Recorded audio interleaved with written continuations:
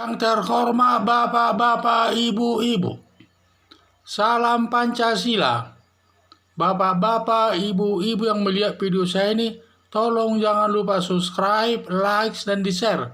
Sifatnya gratis. Saya akan mengomentari Henry Yosodiningrat minta polisi menangkap dan menahan semua perkara Rizik Syihab. Sumber saya dari YouTube. Jadi Rizik Syihab setelah kembali ke Indonesia, di mana baru 1 hari Henry Yosodiningrat minta polisi supaya menangkapnya karena 3 tahun yang lalu katanya dia pernah dihina Rizik Syihab sebagai PKI, sehingga pada saat mau dilaporkannya dia sudah berangkat ke Arab Saudi. Sekarang dia sudah kembali negara Indonesia, maka Yosodiningrat minta supaya polisi menangkap dan menahannya. Jadi itulah saya lihat dalam YouTube tersebut. Jadi Henry Yosodiningrat, kader Partai Demokrasi Indonesia Perjuangan, anggota Komisi 2 DPR RI, minta polisi Mabes Polri menangkap dan menahan Rizik Syihab karena dia dituding PDI atau katanya pendukung PKI. Mungkin tudingan tersebut karena banyak anak PKI dalam kader Partai Demokrasi Indonesia Perjuangan ini. Karena sudah banyak yang mengetahui bahwa anak PKI yang dulu banyak masuk dalam Partai Demokrasi Indonesia ini sebagai kadernya. Dan hal itu tidak salah, ya sah-sah saja itu. Karena yang salah itu adalah orang tuanya zaman dulu. Karena orang tuanya zaman dulu yang melakukan perbuatan kejahatan masalah PKI tersebut, maka sudah dihukum dulu. Jadi sekarang tinggal anaknya tidak boleh dihukum ini. Jadi anak PKI sama haknya dengan masyarakat lain. Dia bisa sebagai pegawai negeri, bisa sebagai anggota partai, bisa pengusaha dan lain sebagainya. Dia punya hak yang sama dengan masyarakat yang lain. Kalau ditinjau dari hukum pidana, siapa yang berbuat kejahatan hanya dia yang bertanggung jawab. Di dalam agama pun termasuk agama Kristen mengaturnya. Kalau sudah dibaptis, semua perbuatan kejahatan yang dilakukannya merupakan tanggung jawabnya sendiri kepada Tuhan Yang Maha Kuasa. Dan tidak bisa dialihkan kepada orang lain, baik kepada bapaknya, ibunya, atau anaknya, atau tetangganya, saudara, tidak boleh. Hanya dia yang bertanggung jawab.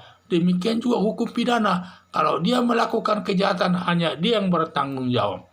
Tidak boleh tanggung jawabnya itu perbuatannya dialihkan kepada bapak, ibunya, tetangganya, temannya, dan lain sebagainya. Hanya dia sendiri yang bertanggung jawab. Maka anak PKI tersebut, maka sama haknya dengan warga masyarakat lainnya itu. Tidak boleh dikucilkan dan setara itu dengan masyarakat yang lainnya. Ya itulah saya lihat, dia bertanggung jawab juga. Jadi itulah saya lihat, semua kalau sudah beragama Kristen, kalau sudah dibaptis, dan dialah yang bertanggung jawab atas semua perbuatan kejahatan dan kebaikan yang dilakukannya, yang bertanggung jawab dia kepada Tuhan Yang Maha Kuasa. Agama lain pun mungkin ada asas itu ya. Jadi hal itu adalah suatu asas hukum pidana itu. Yaitu menurut saya itu dogma di dalam agama Kristen. Jadi makanya dalam agama Kristen selalu ada baptis. Maksud baptis itu supaya semua perbuatannya dia yang bertanggung jawab kepada Tuhan Yang Maha Kuasa, baik itu yang positif maupun yang negatif. Dan tidak boleh dosa itu dia dipindahkan kepada orang lain. Hanya dialah yang bertanggung jawab.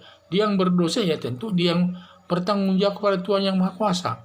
Jadi Rizik Syihab menuding PDI, Partai Demokrasi Indonesia Perjuangan, pendukung PKI, dan anggota PDIP Henry Yosodiningrat tersinggung merupakan penghinaan, lalu melaporkan kepada Mabes Polri 3 tahun yang lalu. Dan sekarang Rizik Syihab sudah kembali ke Indonesia, maka melaporkannya ke polisi supaya perkara Rizik Syihab tersebut ditangani dan ditangkap dan ditahan karena atas laporannya pada 3 tahun yang lalu tersebut.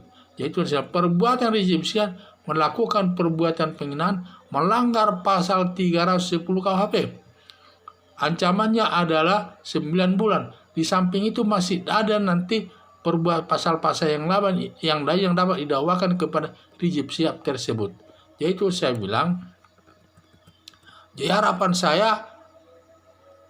harapan Yosodiningrat termasuk saya juga, harapan saya supaya polisi bertindak tegas, jangan pilih bulu, dan menerapkan asas equality before the law, persamaan hak di depan hukum, dan harus menindaknya sesuai aturan hukum yang berlaku.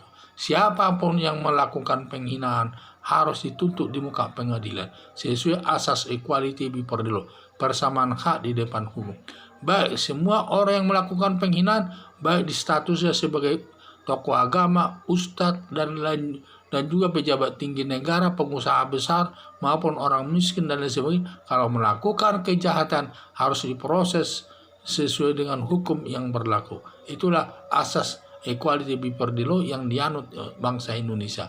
Jangan sampai polisi bertindak diskriminatif, membeda-bedakan masyarakat itu.